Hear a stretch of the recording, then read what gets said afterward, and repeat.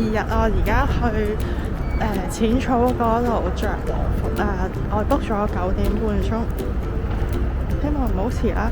而家係8點半啦，由銀座去淺草應該都要半個鐘時間。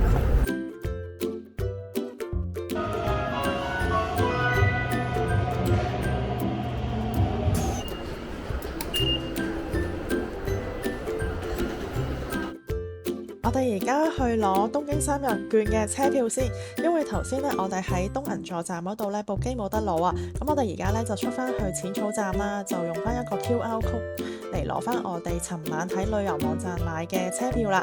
而家攞個車票都非常之方便啊！你買咗東京嘅3日券，呢個係 A5 出口，好凍。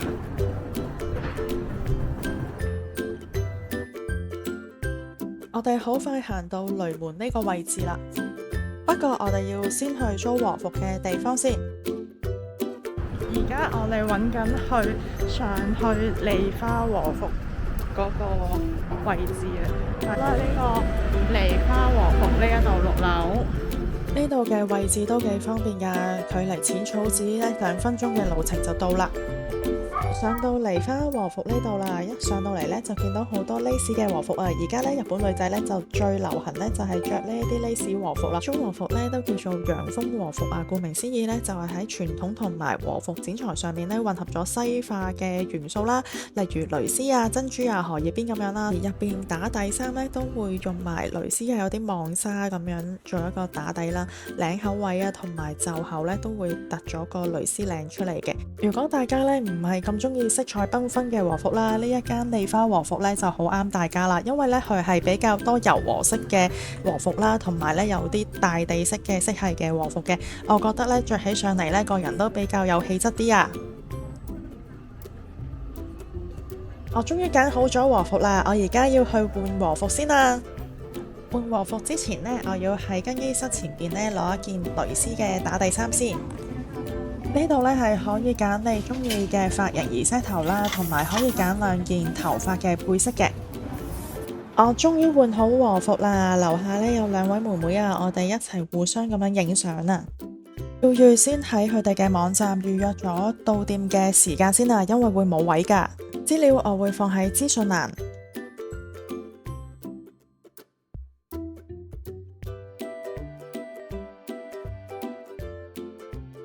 哇！真係好興奮啊！我哋而家入去仲見世通商店街入邊啦。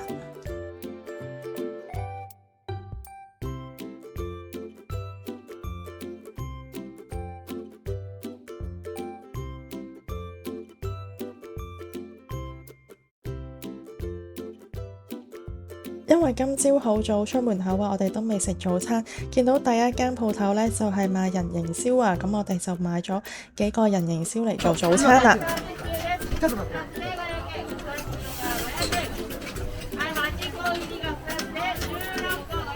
300嘢5個嘅人形燒。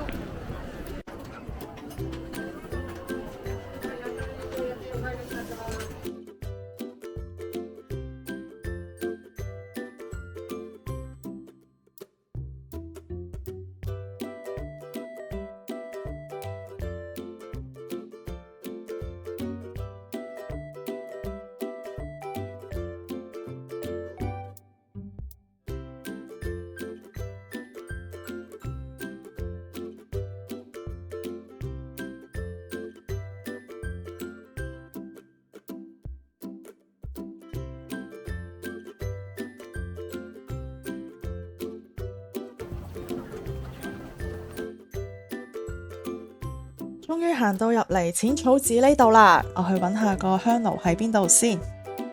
咦，喺前邊喎，前面好多人嘅位置啊！大家有冇留意呢？好多人喺呢度圍爐撥煙啊，因為呢，據說香爐所產生嘅煙霧呢，能夠醫治百病啦，尤其是呢，撥向自己個頭嗰度呢，就等於變聰明啦。咁根據呢個說法呢，大家都會圍爐撥啲煙喺自己身上邊啊。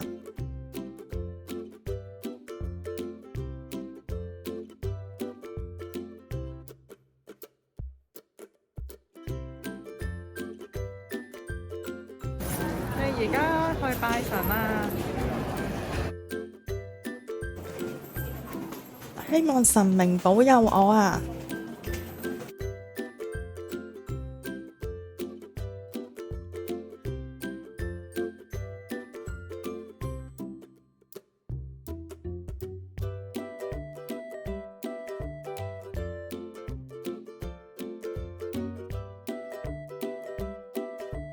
呢度可以抽籤啊，俾100英鎊可以抽籤啊！呢一度。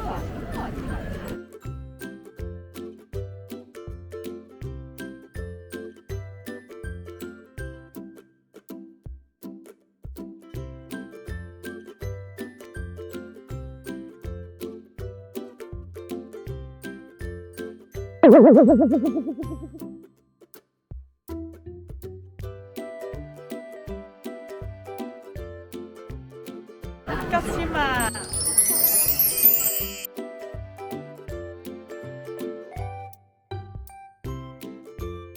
之後我哋去咗淺草寺旁邊嘅淺草富士淺間神社。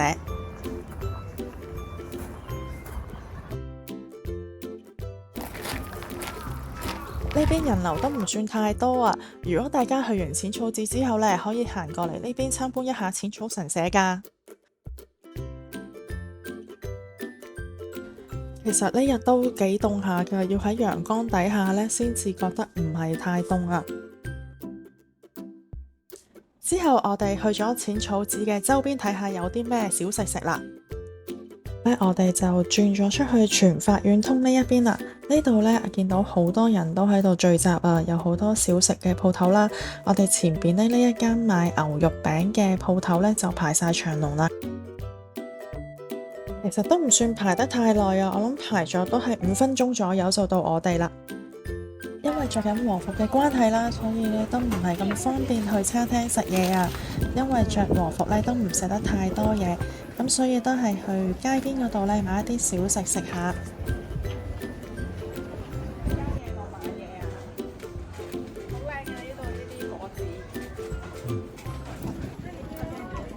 之後呢，我哋就要去還返和服先啦，都已經逗留咗2個鐘喺呢度啦。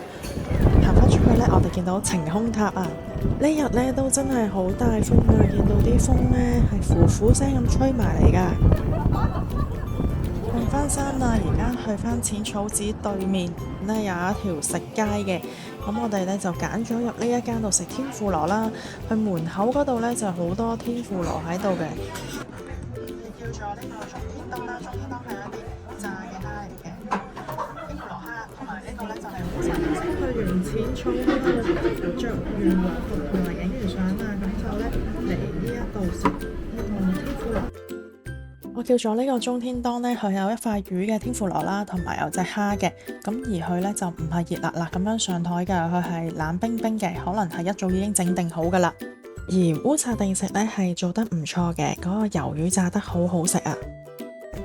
呢間餐廳呢，佢係有2層嘅，咁我哋呢頭先上面嗰層呢都好多人坐滿晒嘅，咁好唔好食就個人口味啦。我哋啱啱食完天婦羅啦，喺淺草嗰度，而家呢就去咗上野站啦。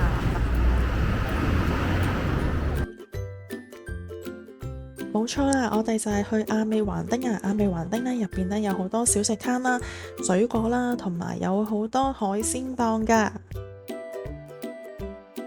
Hello， 我入咗嚟亞美橫丁呢條街啦。其實我都係第一次嚟呢度㗎，我哋一齊睇下有啲乜嘢行啦。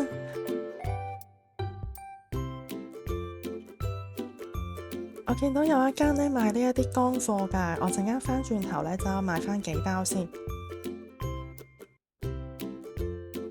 同埋見到好多間鋪頭呢都賣啲水果啊、士多啤梨嘅提子㗎，價錢呢同出邊買嘅差唔多。兩旁好多小食攤啊，不過呢頭先我哋食到好飽啊，咁所以呢我哋就冇試到。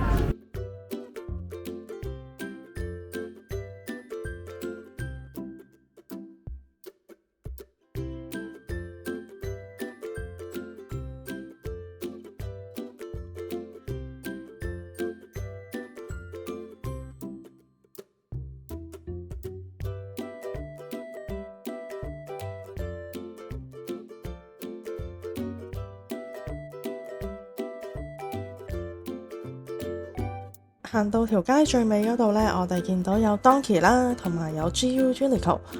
咁我哋行咗一陣呢，就出返嚟啦。因為今朝太早起身啦，所以我哋都好攰啊。我哋後尾呢，就買咗啲生果啦，返酒店食，唞一唞，夜晚再出去新宿嗰邊食飯。而家我哋去到新宿係 B13嘅出口嗰度出。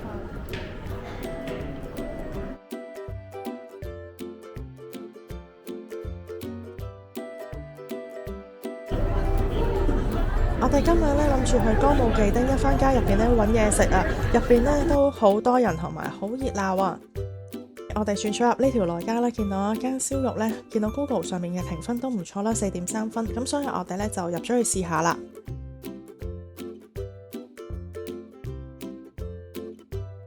我哋咧就揀咗呢個 set 食啊，每人咧係3980 yen，而放題任飲咧就係1500 yen 㗎。原來呢間燒肉店咧都有好多分店㗎喎。第一道菜咧就嚟咗牛絲，第二道菜咧就係燒和牛啦，咁都幾好食嘅。燒完之後咧都好嫩滑啦，入口即溶嘅口感。之後咧就上咗呢個 set 啊，而呢個 set 咧有好多唔同部位嘅和牛啦，其實咧都幾抵食㗎，同埋包括一隻活鮑魚。而家睇返都好想再食啊！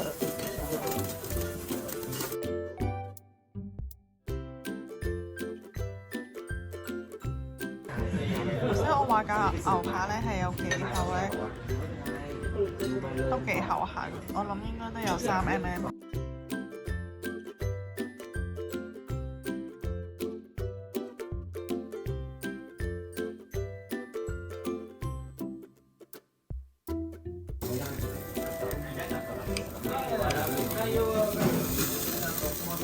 哇！真係唔係講笑啊！成塊和牛扒擺入口啊，每一啖咧都好多油花啦，好軟腍啊，真係超級好食啊！而家睇返都好想食啊！最後店員咧上咗一碟內臟俾我哋食啦，因為我哋唔食內臟啦，我哋後尾都冇食到。呢度嘅飲品放題咧有啲無酒精飲品啦，同埋有一啲梅酒啊、雞尾酒啊、啤酒啊、咩酒都有嘅。因為啲和牛咧太油膩啦，我哋要食碗拉麵先啦。咁最後埋單咧就係12000 yen。我哋食得太飽啦，之後咧就行咗出去歌舞伎町呢一度咧，再行咗一陣。覺得頭先食嗰間燒肉咧都唔錯啊！如果大家經過咧都可以去試下㗎。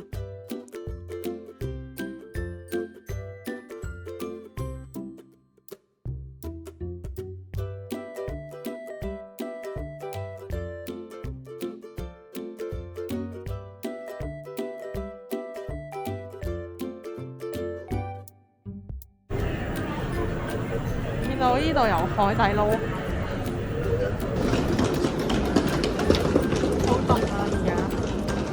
就應該係晚上12點鐘啦，因為咧酒店同車站嘅距離都比較遠啦，我哋每一晚咧都要行差唔多8分鐘左右咧先至返酒店。